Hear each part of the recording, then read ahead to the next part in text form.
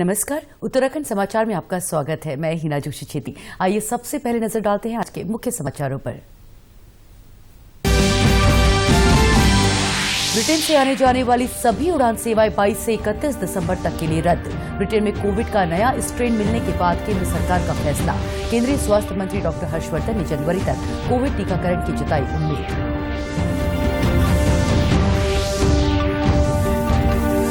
उत्तराखंड विधानसभा का 3 दिवसीय शीतकालीन सत्र आज से शुरू। 4063 करोड़ से अधिक का अनुपूरक बजट किया गया पेश।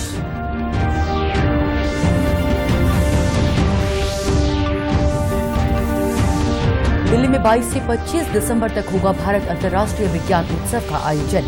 देश विदेश के वैज्ञानिक और संगठन होंगे शामिल। डॉक्टर हर्षवर्धन ने कहा, विज्ञान को देश में एक सार्वजनिक आंदोलन बनाने की है जरूरत। और कॉर्बेट टाइगर रिजर्व से गुजरने वाले कोटद्वार कालागढ़ रामनगर वन मार्ग पर 2 साल बाद फिर जीएमओयू की बसों का होगा संचालन। वन मंत्री डॉक्टर हरक सिंह रावत ने की घोषणा। अब समाचार विस्तार से। ब्रिटेन में कोविड का नया स्ट्रेन मिलने के बाद भारत सरकार ने एहतियातन ब्रिटेन से भारत आने जाने वाली सभी उड़ान सेवाएं 31 दिसंबर तक रद्द कर दी हैं। 22 दिसंबर की रात 12 बजे से ये प्रभावी हो जाएगा। केंद्रीय स्वास्थ्य सचिव राजेश भूषण ने कहा है कि यूनाइटेड किंगडम में कोविड-19 का नया म्यूटेशन पाया गया है जो तेजी से फैल रहा है, जबकि भारत में पिछले 2 महीने में कोविड मरीजों की संख्या में गिरावट हुई है। इस स्थिति को देखते हुए भारत ब्रिटेन के बीच उड़ानों को अस्थायी रूप से रद्द करने का फैसला लिया गया है। साथ ही ब्रिटेन से आने जाने वाले सभी यात्रियों को आरटी-पीसीआर टेस्ट कराने के निर्देश दिए गए हैं। इस टेस्ट में पॉजिटिव पाए जाने वाले लोगों को संस्थागत क्वारंटीन किया जाएगा, जबकि नेगेटिव रिजल्ट आने वाले लोगों को घर में 7 दिन आइसोलेट होने की सलाह दी गई है। केंद्रीय स्वास्थ्य मंत्री डॉक्टर हर्षवर्धन ने आश्वस्त किया है कि कोविड को लेकर किसी भी तरह से डरने की जरूरत नहीं है।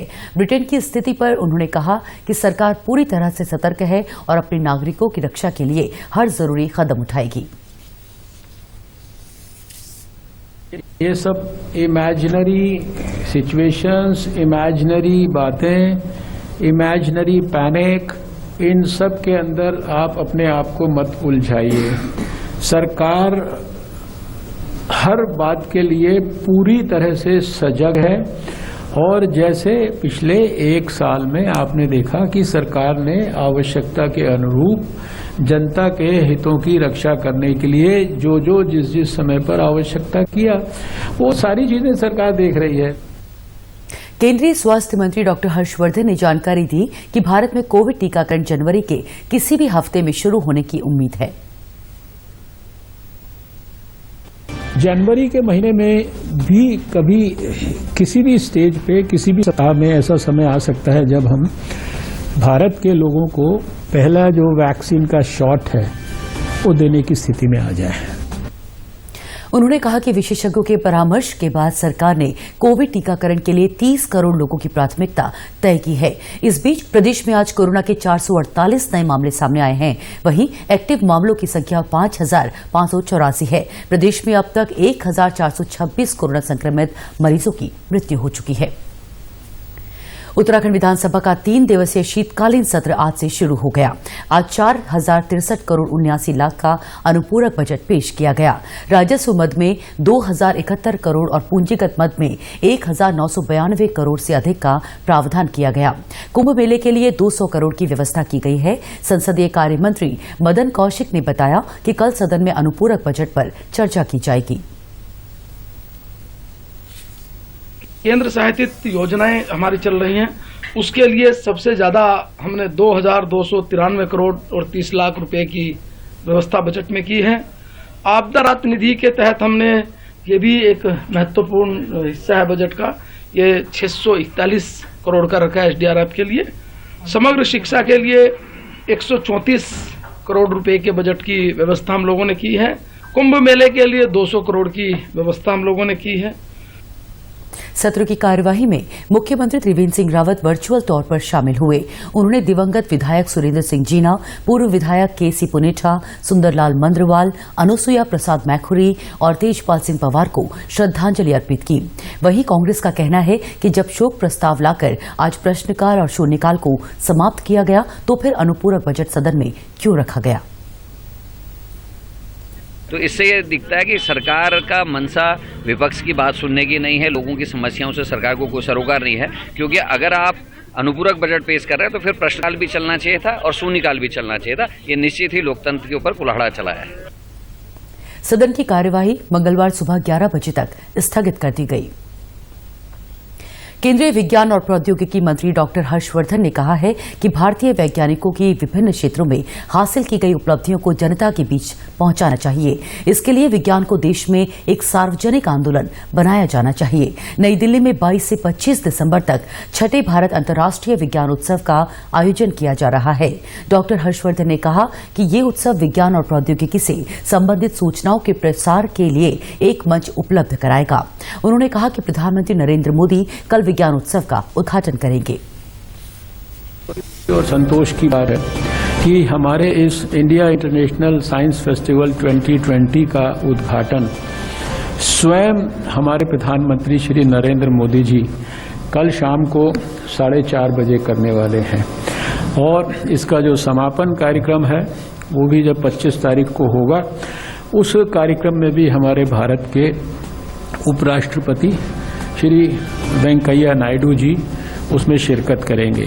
इसके बीच में बहुत सारे अलग अलग प्रकार की एक्टिविटीज़ में हमारे बहुत सारे वरिष्ठ नेतागण, बहुत सारे मंत्री लोग, वो सब उसमें शामिल होंगे। देहरादून विधानसभा परिसर में आज विधानसभा कर्मचारियों अधिकारियों के साथ विधायकों ने भी योग किया।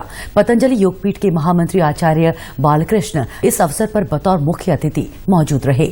21 जून 2018 अंतर्राष्ट्रीय योग दिवस के मौके से विधानसभा परिसर में इस कार्यक्रम की शुरुआत हुई थी, जिसकी आज 31वीं कड़ी थी। आचार्य बालकृष्ण ने कहा कि उत्तराखंड देवभूमि है, यहां से योग और अध्यात्म का संदेश दूर तक जाना चाहिए। कि निरंतर रूप से, क्यों कई बार होता है कि कोई चीज शुरू तो कर दी जाती है परंतु निरंतरता नहीं होती है। तो बहुत सारे भाई बहनों ने निरंतरता के साथ में उसका निर्वहन किया, वो भी बधाई के पात्र हैं। और ये एक आप सब के लिए, पूरे देश के लिए एक अनुकरणीय उदाहरण है कि हम योग करें, निरोग रहें। ये और देवभूमि, तो यह उत्तराखंड तो देवभूमि है, पवित्र भूमि है, यहाँ से ऐसा संदेश जाना बहुत जरूरी है। विधानसभा अध्यक्ष प्रेमचंद अग्रवाल ने कहा कि कोरोना के चलते योग कार्यक्रम आयोजित करना थोड़ा मुश्किल था, लेकिन ये श्रृंखला जारी रही। उन्होंने यहाँ पे प्रतिभाग किया, मैं उनका धन्यवाद कर रहा हूँ, क्योंकि योग एक ऐसी विधा है जिसको करने से वास्तव में करो योग रहो निरोग। वो स्थिति में मैं कह सकता हूँ, हो सकता है कुछ लोगों का अपना कोई विशेष अपना व्यक्तिगत कोई कारण होगा, लेकिन हमने सब आग्रह किया था, बाध्यता नहीं थी। जो आए मैं उनका धन्यवाद कर रहा हूँ। विधानसभा परिसर में योग कार्यक्रम को जारी रखने में सहयोग देने वाले अधिकारियों और कर्मचारियों को सम्मानित भी किया गया। कॉर्बेट टाइगर रिजर्व से गुजरने वाले कोटद्वार कालागढ़ रामनगर वन मार्ग पर 2 साल बाद फिर Garhwal motor honours union limited यानी GMOU की बसें दौड़ेंगी। वन एवं पर्यावरण मंत्री डॉक्टर हरक सिंह रावत ने ये घोषणा की। उन्होंने बताया कि राज्य के मुख्य वन्यजीव प्रतिपालक ने कॉर्बेट के अंदर बसों के संचालन की अनुमति दी है। नैनीताल हाईकोर्ट के आदेश के बाद वर्ष 2018 में ये बस सेवा बंद कर दी गई थी।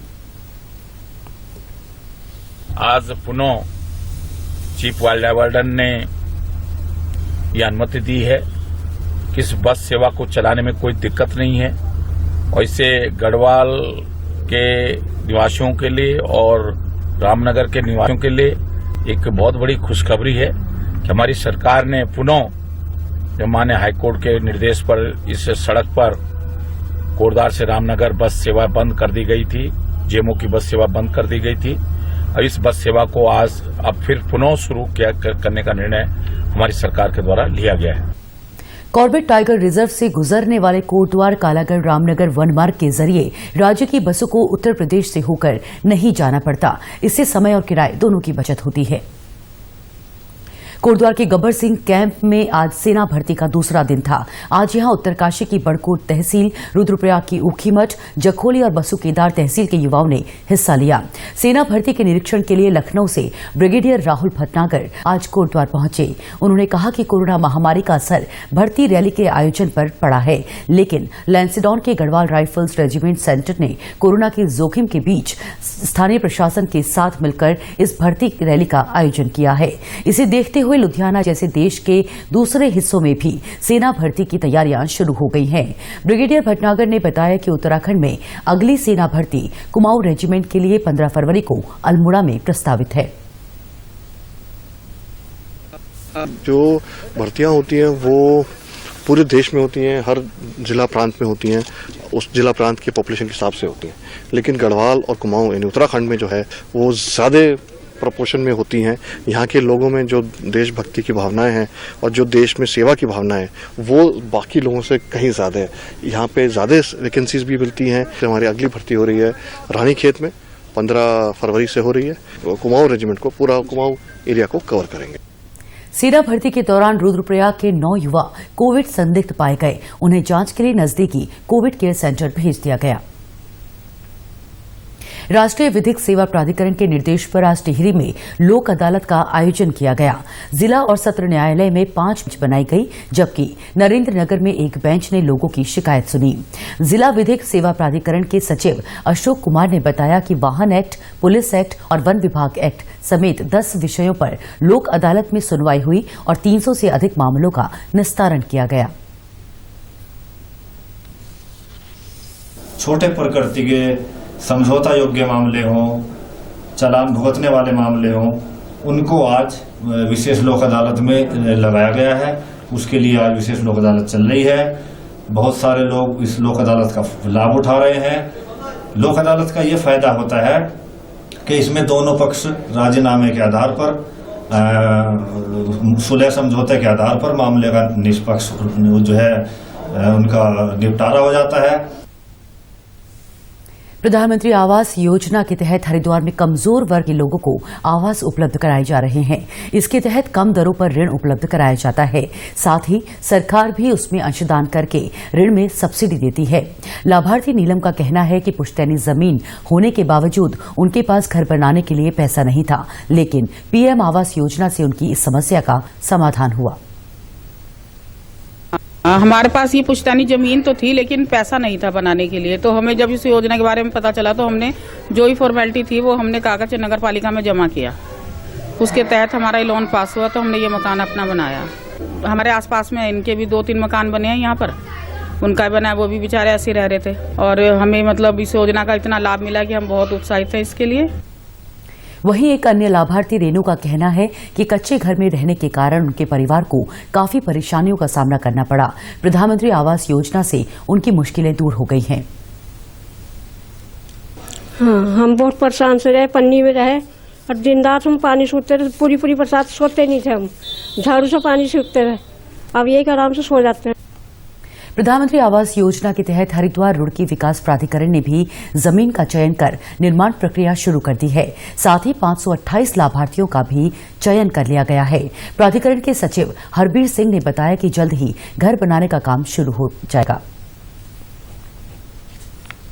प्रधानमंत्री आवास योजना के तहत 528 आवास जो है HRDA ने बनाने हैं, जिसकी 4 दीवारी हो चुकी है, स्वीकृति मिल चुकी है और जल्दी ही कार्य प्रारंभ हो जाएगा। आवंटन के लिए एक प्रक्रिया है, नगर निगम में ऑलरेडी उनके जो है पंजीकरण हुआ होता है, उसके आधार पर किया जाएगा। उत्तराखंड के समाचारों में आज बस इतना ही। चलते चलते मुख्य समाचार एक बार फिर। ब्रिटेन से आने जाने वाली सभी उड़ान सेवाएं 22 से 31 दिसंबर तक के लिए रद्द। ब्रिटेन में कोविड का नया स्ट्रेन मिलने के बाद केंद्र सरकार का फैसला। केंद्रीय स्वास्थ्य मंत्री डॉक्टर हर्षवर्धन ने जनवरी तक कोविड टीकाकरण की जताई उम्मीद। उत्तराखंड विधानसभा का 3 दिवसीय शीतकालीन सत्र आज से शुरू। 4063 करोड़ से अधिक का अनुपूरक बजट किया गया पेश।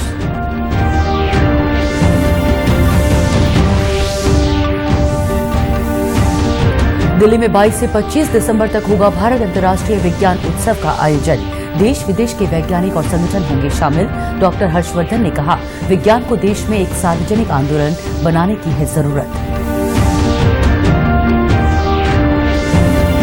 और कॉर्बेट टाइगर रिजर्व से गुजरने वाले कोटद्वार कालागढ़ रामनगर वन मार्ग पर 2 साल बाद फिर GMOU की बसों का होगा संचालन। वन मंत्री डॉक्टर हरक सिंह रावत ने की घोषणा।